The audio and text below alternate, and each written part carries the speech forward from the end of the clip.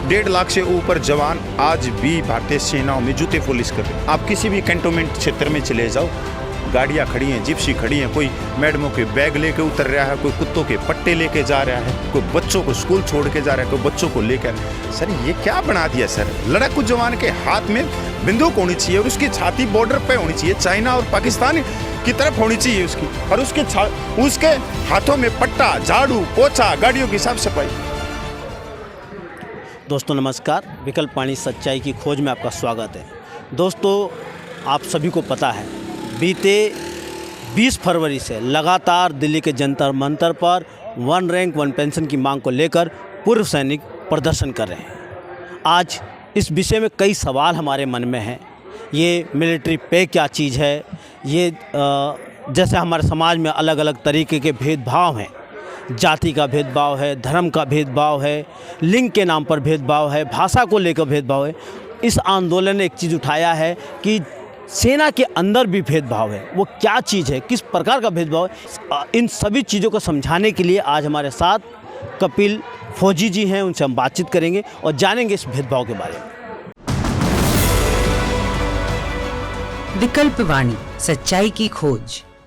आमतौर से समाज में अलग अलग तरीके का भेदभाव है, लेकिन इस आंदोलन ने एक चीज़ निकाला है कि सेना में भी जवानों के साथ भेदभाव होता है। इसको किस प्रकार का भेदभाव होता है, सर थोड़ा विस्तार से समझाइए हमें। ये आपने जो प्रश्न था कि सेना में भी भेदभाव होता है। सर सेना जो आई वो आई ब्रिटिश से। जब देश आज़ाद हुआ तो सेना पहले ही बन चुकी थी, क्योंकि गुलाम भारत था तो अंग्रेज यहाँ कमांड करते थे, उसी के जो रूल रेगुलेशन वही आए। आप जब भी मिलिट्री लॉ को उठाते हो, आर्मी एक्ट को उठाते हो, तो वो 1911 के उनको अमेंडमेंट करके 1950 में लिया है। सेम चीज़ रही, कुछ अमेंडमेंट होते रहे 1954 में, 1967 में, इनमें होते रहे, उनको कठोर और बना दिया।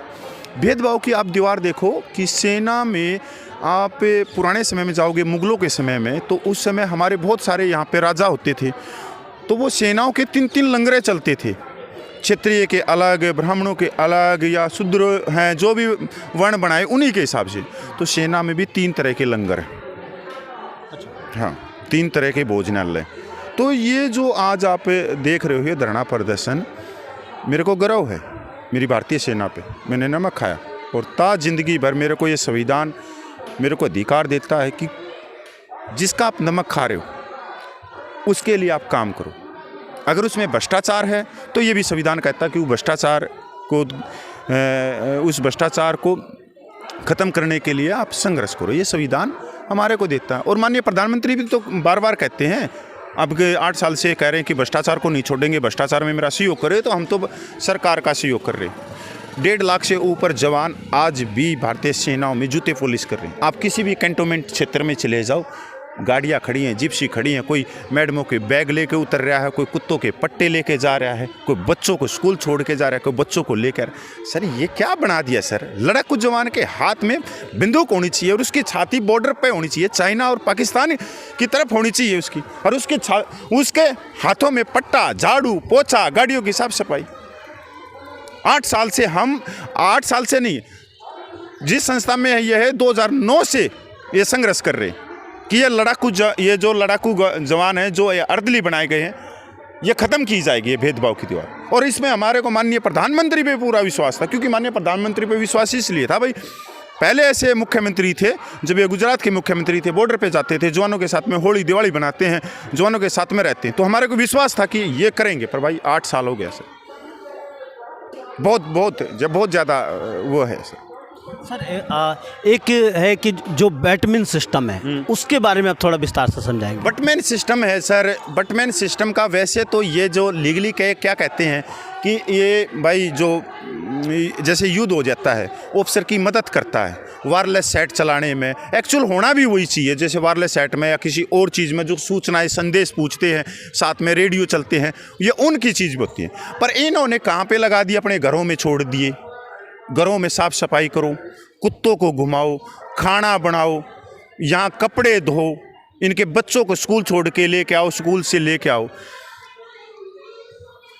माननीय रक्षा मंत्री, माननीय राज्य रक्षा मंत्री हर साल लोकसभा और राज्यसभा में डाटा रखते हैं कि पिछले 1 साल में 200 जवानों ने आत्महत्या करी है 250 जवानों ने आत्महत्या करी है।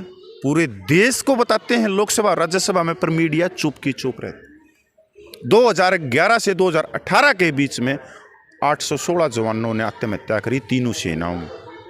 फिर भी ये सरकार क्या कहती है, कमेटी बना दी। कमेटी की रिपोर्ट बाहर आती है, ये अपनी पत्नियों से तंग थे, परिवार में लड़ाई झगड़ा था। अरे 819 जवानों की में ये प्रॉब्लम थी, फिर अधिकारियों ने ये आत्महत्या क्यों नहीं करी? ये जवान ही क्यों करते हैं? हम जो सरकार का बहुत पुरानी बीमारी है 75 सालों से, हम उस पट्टी को खोलने के लिए आए। हम यहाँ पैसे की लड़ाई नहीं लड़ रहे, हम यहाँ एक्चुअल में जो हमारे क्रांतिकारियों ने एक सपना देखा था, भारत आज़ाद की समानता आएगी, लोकतंत्र आएगा, सबको अधिकार मिलेंगे, किसी को छोटा बड़ा गरीब अमीर में भेदभाव नहीं होगा। बाबा भीमराव का, अंबेडकर का भी संविधान आर्टिकल 14 यही कहता है कि 14 जो आर्टिकल कहता है समानता, किसी लीग, समुदाय, धर्म या किसी भी चीज़ से गरीब अमीर से कोई लेना देना नहीं, सब एक सम्मान है। एक सम्मान, सबको इलाज मिलेगा, एक सम्मान पानी मिलेगा, एक सम्मान रहने का अधिकार मिलेगा, कहीं भी रह सकता है, कोई बोलने का किसी भी चीज़ में लगा लो, उसके नौकरियों को भी अधिकार दिया गया। सर एक जो इसमें उठ के आ रही है एमएसपी हमने किसान आंदोलन में सुना, ये एमएसपी क्या है सर? आप ये एमएसपी का मतलब क्या है और इसकी पूरी तरीके से समझाएंगे तो अच्छा होगा सर। सर आपने किसानों का नाम लिया, बहुत आदमियों को पता नहीं किसानों की जो एमएसपी होती है वो क्या होती है, मैं आपसे पूछना पड़ता। Minimum support price. Minimum support price, ये एमएसपी अलग है। ये है मिलिट्री सर्विस पे। मिलिट्री सर्विस पे जो मिलिट्री की नौकरी करता है, नेवी, एयरफोर्स, आर्मी, ये तीनों मिलिट्री में आती है। ये यूरोपियन कंट्रियों से आई 2006 में कि अलग तरह का अलाउंस। अलग तरह का अलाउंस कैसे? जो सेना जीवन की कठिनाइयाँ सहते हैं, सेना जीवन की कठिनाइयाँ कैसे? ग्लेशियर में चले गए जहाँ माइनस ठंड है, जंगलों में चले गए, पहाड़ियों में चढ़ गए, कभी रेगिस्तान में चले गए, कभी यहाँ से उठ के नागालैंड में चले गए जहाँ बांसों के जंगल हैं। मतलब बहुत एक अलग जो मतलब जोखिम भरी एक ज़िंदगी है, या हम ये कहते हैं। हाँ। तो इसके अंदर मिलिट्री सर्विस पे का आपने पता लग गया कि ये एक कठिनाइयों का बरता है, ड्रेस पहनने का बरता है। तो जब कठिनाइयाँ एक समान हैं, नीचे से सिपाही से लेके जनरल तक, और जो सिपाही बॉर्डर के ऊपर सबसे पहले दुश्मन के आगे छाती लगा के खड़ा रहता है, उसकी एमएसपी 5200 रुपया। और जो नर्स होती हैं वो नॉन लड़ाकू जवान होती है, ये आर्मी एक्ट कहता है, उनको 10,500 रुपया। और अधिकारी को 15,500। क्या उनको ज़्यादा ग्लेशियर में, या उनको ज़्यादा खतरा है, या दुश्मन की गोली कोई अलग तरह की है? आप कह रहे हैं इसमें भी भेदभाव है? बहुत ज़बरदस्त। इसमें सुरक्षा का जो पे है वो तो सबको बराबर होना चाहिए। आप ये देखो, मेडिकल में 2 तरह की नर्सें होती हैं। जो फौज में जो मेडिकल होते हैं, अस्पताल होते हैं, उनमें 2 तरह की नर्स होती हैं। एक फीमेल होती है, एक मेल होती है। जो फीमेल नर्स होती है वो लड़ाकू जवान नहीं है, वो बॉर्डर पे नहीं जाएंगे, वो पीछे रह के इलाज करेंगे। उसके अंदर होता है जो मेल नर्स। जो मेल नर्स होता है वो लड़ाकू जवान होता है। एक हाथ में उसके हथियार रहता है, दूसरे हाथ में उसका बैग रहता है जिसमें दवाइयाँ, इंजेक्शन सब कुछ होते हैं। अगर कोई घायल हो गया, बीच में हो गया और कुछ हो गया, तो वो उसको फर्स्ट एड भी देगा, उसको इंजेक्शन भी लगाएगा, सब कुछ लगेगा। जो बॉर्डर पे लड़ेगा उसको 5200 रुपये, मतलब अलग तरह से घुमाया गया। और ये 2006 में तो सिर्फ जवान की 2000 रुपये थी, और नर्स की 4200 रुपये थी, और जो अधिकारी की थी उनकी 6000 रुपये थी। बहुत बड़ा है जब से हम इस चीज़ को लेके चल रहे हैं।